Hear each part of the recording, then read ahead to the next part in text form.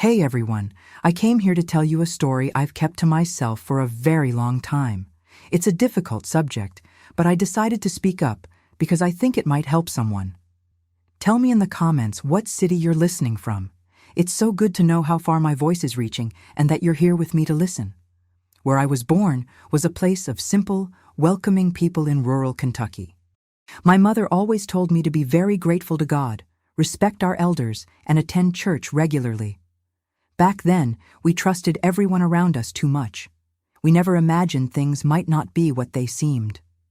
This story isn't easy to tell, but it's necessary so no one else goes through what I went through.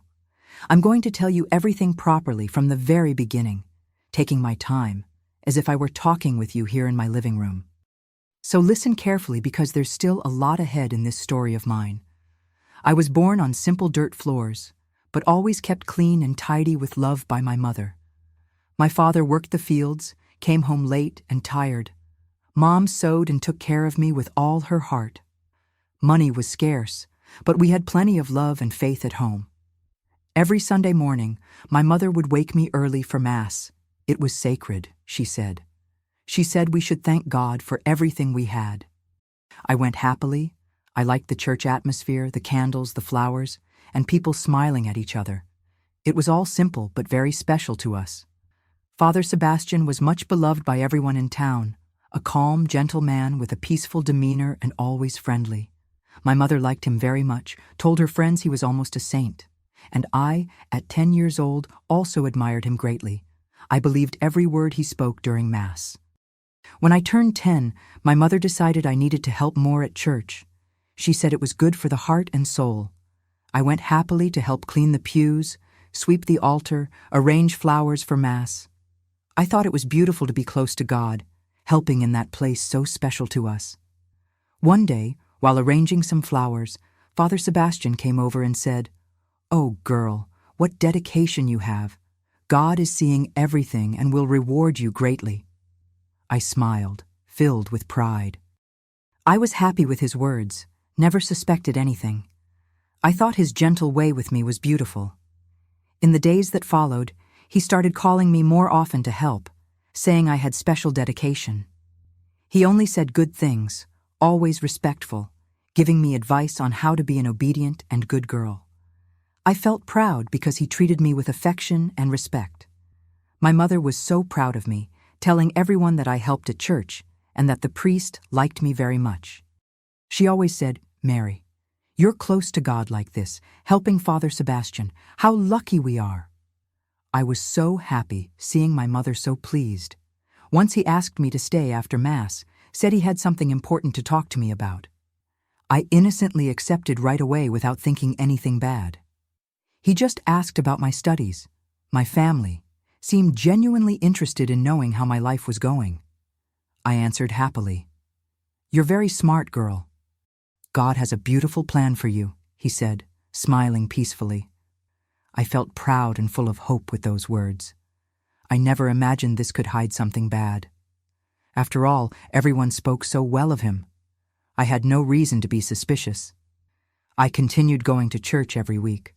The priest always talked with me, gave me attention, asked about my life, and I told him everything without fear.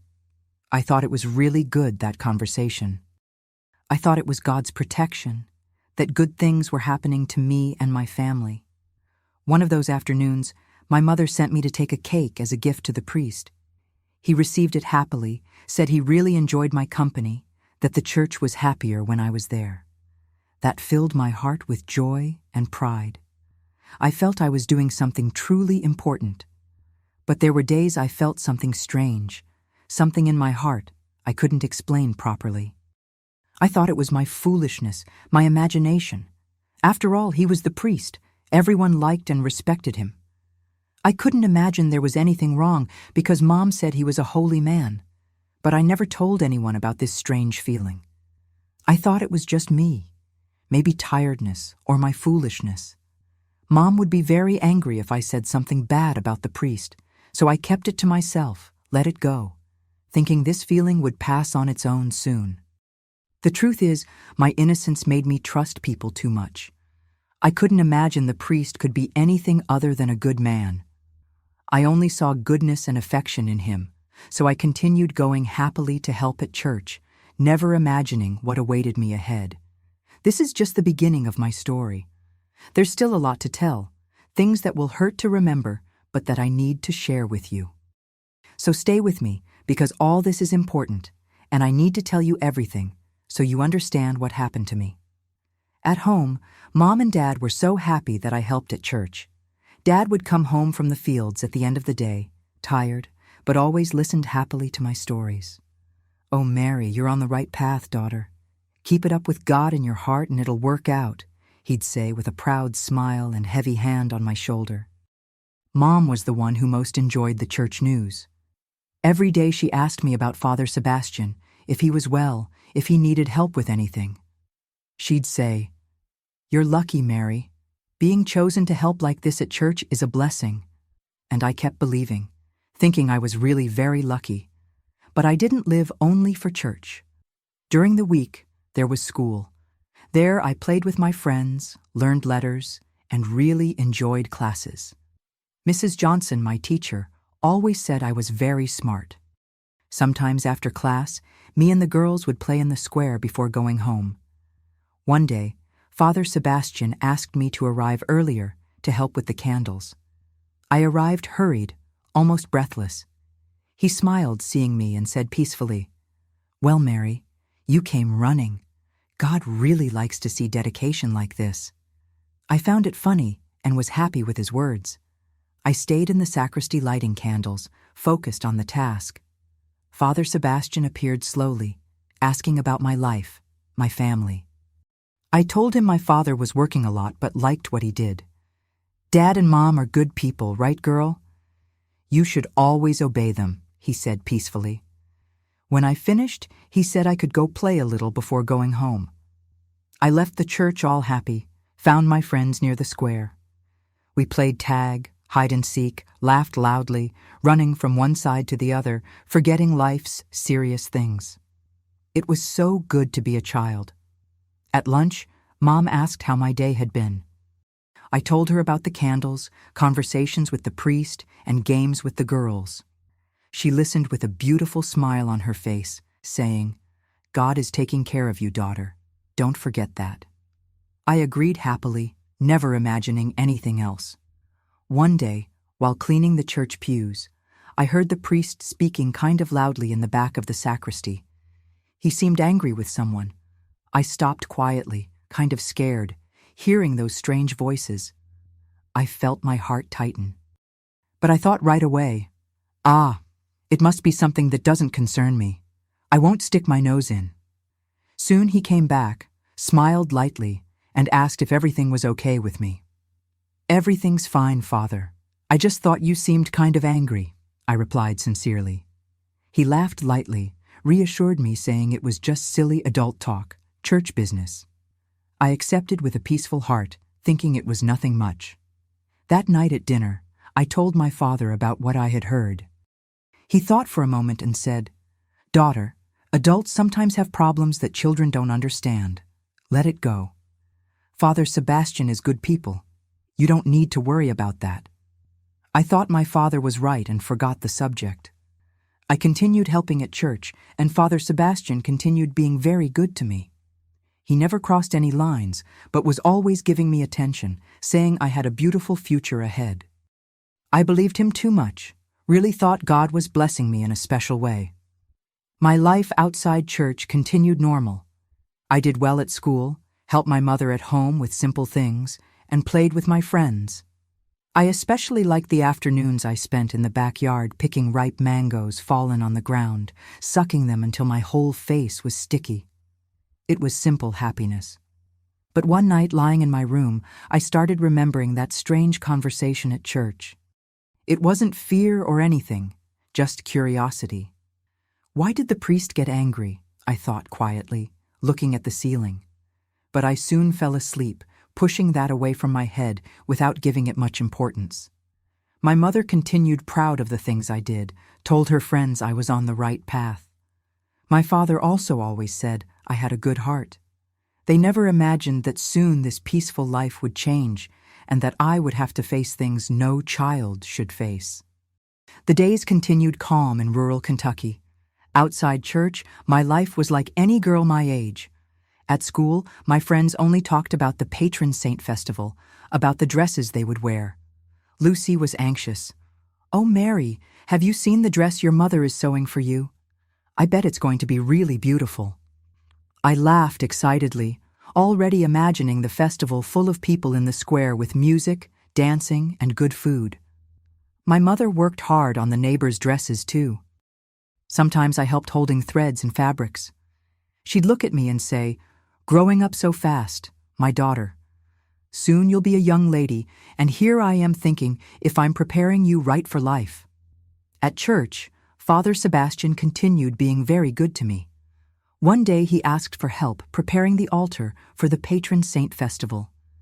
"This festival is very important, Mary. Let's leave everything neat and beautiful to receive the people."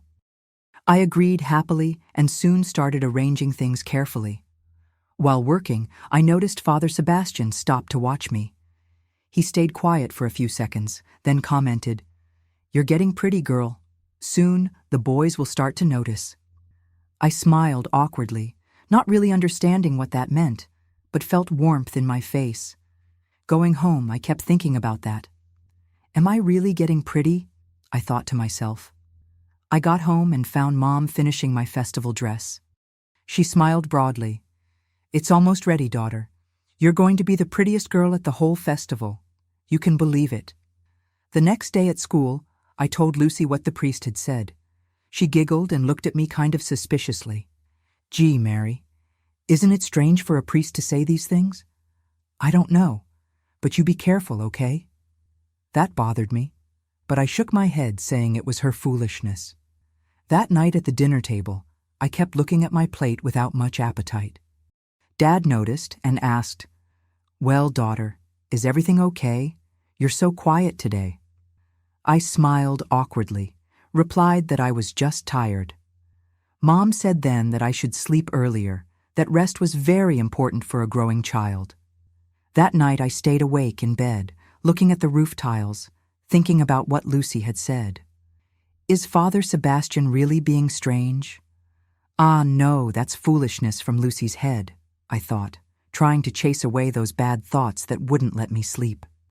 I woke up early and Mom was already preparing coffee. "Good morning, my daughter. Did you sleep well?" I said yes, hiding my poorly slept night. I drank coffee quickly, grabbed my books, and ran to school trying to forget those silly things going through my head. At school, Mrs. Johnson was teaching some new things, but I barely paid attention.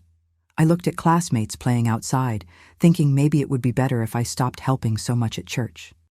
But how could I tell that to Mom? She was so proud that I was always close to God. After class, Lucy called me to talk on the way home. "Mary, sorry if I worried you, but you're my friend, and I just want what's best for you." I looked at her gratefully, but not really knowing what to say. Maybe she was right. Maybe I needed to pay more attention. I got home thoughtful, and Mom was there finishing the dress. She asked if I wanted to try it on. I put on the beautiful dress, looked at myself in the mirror, and for a moment forgot everything. Mom smiled happily. "You're beautiful, daughter. May God continue blessing you with so much light and joy." At that moment, I decided to leave those bad thoughts behind. The patron saint festival was coming, and I just wanted to have fun. But deep down, something still bothered me, like a flea behind the ear that wouldn't go away. And this flea was growing slowly, without me really noticing. On the Sunday of the patron saint festival, I woke up early with an accelerated heart. I put on the beautiful dress Mom made, all flowery and carefully done. She smiled proudly, fixing my hair. "You're prettier than a garden rose, Mary. You're going to impress a lot of people at the square today." We arrived early at church. Dad talked animatedly with friends. Mom kept fixing my dress all the time. I looked for Lucy with my eyes, anxious to show my new dress. When I spotted her coming with her family, I waved happily. "Lucy, come here, girl. You have to see my dress."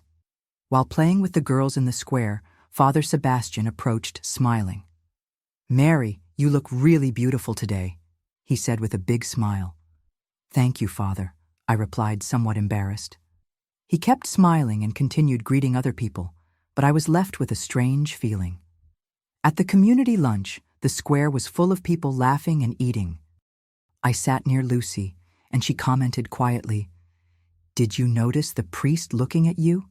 I found it really strange. I replied that it was something in her head, but I felt a weird sensation in my chest. I couldn't explain it. That night, while Mom prayed thanking for the beautiful day, I kept thinking. I didn't want to worry anyone, but that flea behind the ear was growing. Is Lucy really right? I didn't want to believe it, but my heart was tight, like when you sense rain coming. During the week, I tried to forget the subject. I went to school, did my tasks, and helped Mom at home. One of those days, Mom asked me to take cake to the priest. I went without thinking much, but something was squeezing my chest. I delivered the cake quickly. Father Sebastian thanked me with too big a smile. When I was about to leave, Father Sebastian held my arm gently. "Wait a little, Mary. I want to talk to you about something." I looked at him, but he smiled lightly. "Calm down, girl. I just want to say I'm very happy with your dedication. You're really becoming a young lady." While talking, I felt his hand sliding down my arm slowly and differently. My heart raced. "Thank you, Father," I replied quickly, gently pulling my arm away. "I need to go. Mom is waiting." He smiled awkwardly and nodded, letting me leave quickly. I got home kind of trembling. Mom noticed right away something was strange. "What happened, daughter? You're pale." I replied quickly that I was just tired and went straight to my room. I sat on the bed, heart beating fast, trying to understand what had happened. That night I didn't sleep well. I kept thinking about that hand on my arm. It was different, strange, a feeling I had never felt before. I asked God to help me, to take that bad thought from my head, but it seemed stuck to me like a tick. The next day, I avoided looking Mom in the eyes, afraid she'd notice something. At school, Lucy noticed my quietness and asked worriedly, "Are you okay, Mary? You look like you've seen a ghost." I took a deep breath and said everything was fine, trying to forget all that. On the way home, I stopped at the square for a moment. I felt like something was changing inside me, something I didn't understand properly. When I got home, Dad was sitting on the porch. He looked at me and said, "Come here, daughter. When something's not right, I can tell. You can trust me. Dad is here for you." I looked at him almost crying, but didn't have courage to tell. "Everything's fine, Dad," I replied quietly. That night I decided I would try to forget everything once and for all. I wanted to go back to being just a child without worries, but my heart wouldn't let me. Something told me this wasn't going to be easy, and that this bad feeling would still grow inside me. The weeks passed kind of quietly, and I tried to forget that strange feeling. Mom always said an empty head is the devil's workshop, so I tried to occupy my head with school duties and helping with house things. But something inside me wasn't in the same place anymore, you know? One day, Father Sebastian called Mom to the church for a conversation. She was all happy and took me along without explaining what it was. When we got there, he smiled at both of us, praising my dedication. "Mary has such a good heart, Mrs. Joan. I want her to help here with me more often."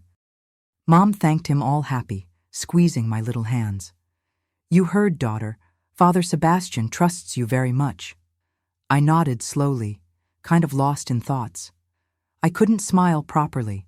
That bad feeling seemed stronger now, even though I tried to expel it from my head. I then started going to church almost every day after school. I arranged flowers, lit candles, cleaned pews. Father Sebastian always stayed nearby, watching everything. Sometimes he'd come close and speak quietly, praising how pretty and grown up I was getting. My heart tightened more and more. One afternoon I was cleaning the sacristy alone when I felt him approaching. He stayed silent behind me, then spoke very quietly. "Mary, I feel God chose you for something great." My hand trembled, and I dropped the cloth on the floor. He approached closer and put his hands on my shoulder gently. "Calm down, girl. You don't need to get nervous like this. I'm here to guide you." I could feel my heart beating so fast it seemed like it would come out of my mouth. I couldn't even breathe properly, feeling his hands there, firm and strange. I couldn't move, just heard my heavy breathing. Father Sebastian stayed there quietly for a while, gently squeezing my shoulders. He released slowly and whispered near my ear, "You are my chosen one, Mary. Never forget that." And he left silently, leaving me alone. I stood there without really understanding what had happened. I felt tears falling on my face unwillingly. I grabbed my things quickly and ran home without even looking back. Mom noticed my distress as soon as I arrived, asking worriedly, "What happened, daughter? You're crying." I didn't know what to tell Mom. I didn't have courage to tell her what the priest did, so I just said I had stubbed my toe on the door. She hugged me tight, telling me to be more careful. But that hug couldn't take away the bad feeling that got marked inside me. That night, I couldn't eat properly. Dad looked worried, and Mom said I must be tired. I asked permission and went to my room. I lay on the bed, feeling my whole body heavy. It was like something had been taken from me that day, something precious I didn't even know I had. The next day, I tried to escape the subject. I didn't even want to look at the church when I passed by the square. Lucy asked if I was okay, but I just nodded and said I was. I didn't have strength to explain that to anyone. That was too heavy to carry alone, but I still didn't know that. In class, I could barely pay attention. Mrs. Johnson called my attention twice, but I didn't really care. I just wanted to forget that strange touch, those heavy hands on my shoulder. It was like a bad shadow that now wouldn't leave me, not during day or night. When I got home, Dad was sitting on the porch looking at me worried. He called me to talk. "Daughter, are you sure everything's okay? Dad can tell when something's not right." I swallowed hard, but couldn't say anything. I just nodded, and he hugged me tight without saying anything else. That night, I prayed a lot quietly, asking for help. I asked for strength to understand what was happening to me. My childhood was going away too fast, and I was scared of losing the joy that had always been in me. Something had changed, and I couldn't go back anymore. The days passed, and every time I went to church, my chest got tighter. The priest continued with that gentle way, but the touches were no longer quick or accidental.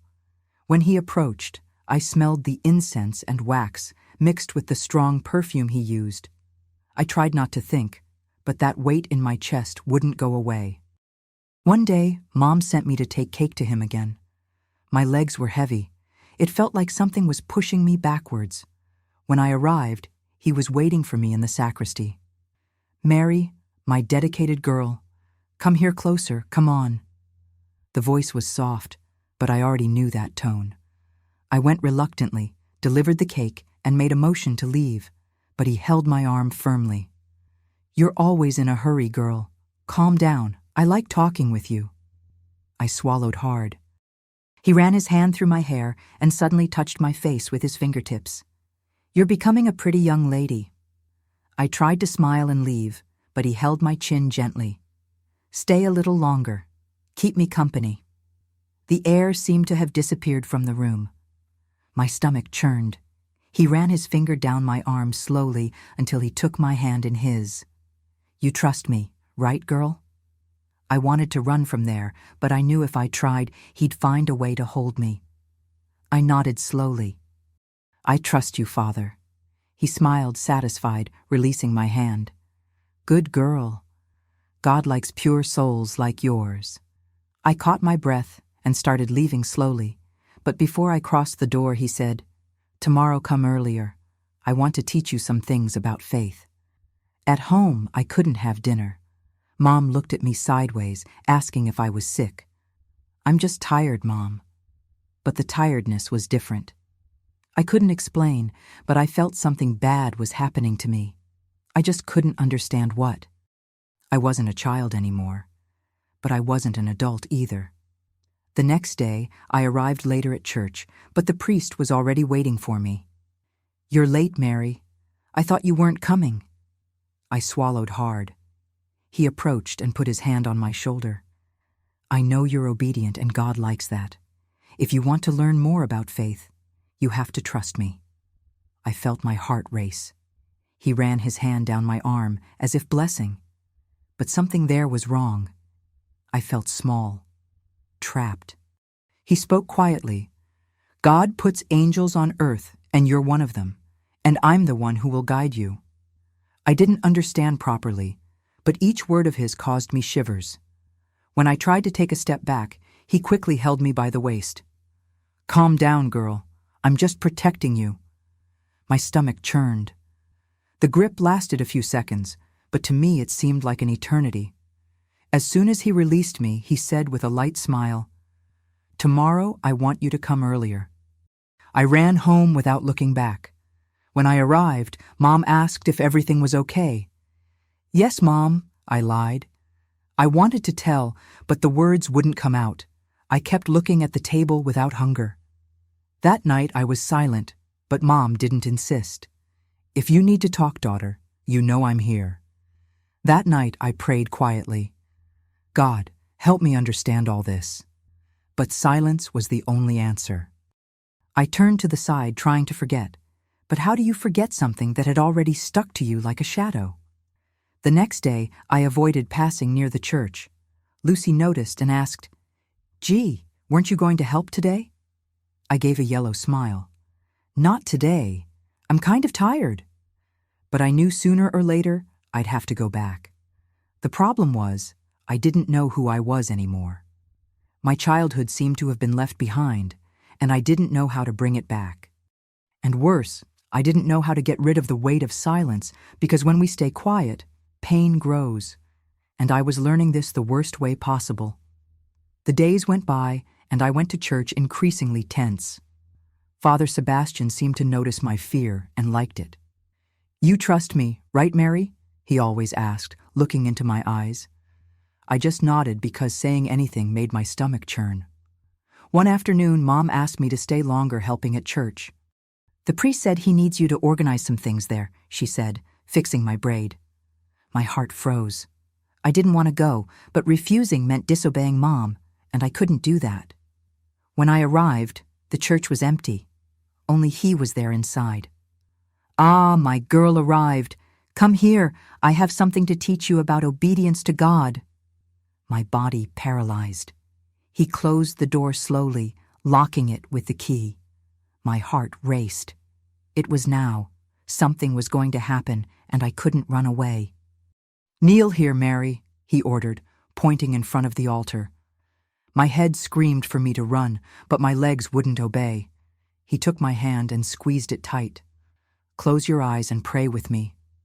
I closed them, but felt him approaching closer and closer. The smell of incense and strong perfume suffocated me. I felt his fingers running down my arm slowly, going up to my shoulder. My body trembled, but I couldn't react. "You know God chose you for something great, right? You're a special girl, Mary." His voice was low, soft like poisonous affection. I tried to move away, but he held my waist and pulled me closer. "You don't need to be afraid, my girl. What happens here is our secret. God understands. Trust me." My tears started falling by themselves. My body seemed locked while he approached closer and closer. I wanted to scream, wanted to run, but my body was paralyzed. He held my face with both hands and whispered, "You're mine now, Mary." The knot in my throat prevented me from breathing.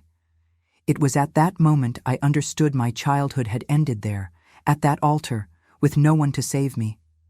When everything was over, he fixed his cassock and looked at me with a satisfied smile. "Don't tell anyone, okay? God punishes those who disobey." I got up from the floor without feeling my legs. My whole body hurt. I grabbed my things and left without looking back. When I got home, Mom was making dinner. She looked at me. "Are you okay?" I took a deep breath and lied. Yes, Mom, I'm just tired. But the truth is, I would never be okay again. The girl who entered the church that afternoon didn't exist anymore. In the following days, I avoided going to church, but Mom started finding it strange. The priest asked about you, Mary. You can't miss like this. My eyes filled with tears, but I held them. I couldn't tell. No one would believe. After all, he was the holy man, and I was just a girl. On the way to school, Lucy noticed I was different. Gee, Mary, what happened? You're way too strange. I shook my head, trying to disguise. Nothing. I just have a lot on my mind. She frowned. Look, if you need to talk, I'm here, okay? I wanted to tell, but fear locked me up. What if no one believed? What if Mom thought I was making it up? Father Sebastian had always been beloved by everyone, was friends with the whole town. Who would believe a girl's word against his? One night, while lying in bed, I looked at the ceiling and whispered quietly, God, why did you let this happen to me? Silence was the only answer. I closed my eyes and decided I would keep this secret with me. But deep down, I knew nothing would ever be the same again. And so, my people, my Calvary began, because what happened that day wasn't the end. It was just the beginning of a pain that pursued me for years. But you need to know everything, because this story isn't over yet.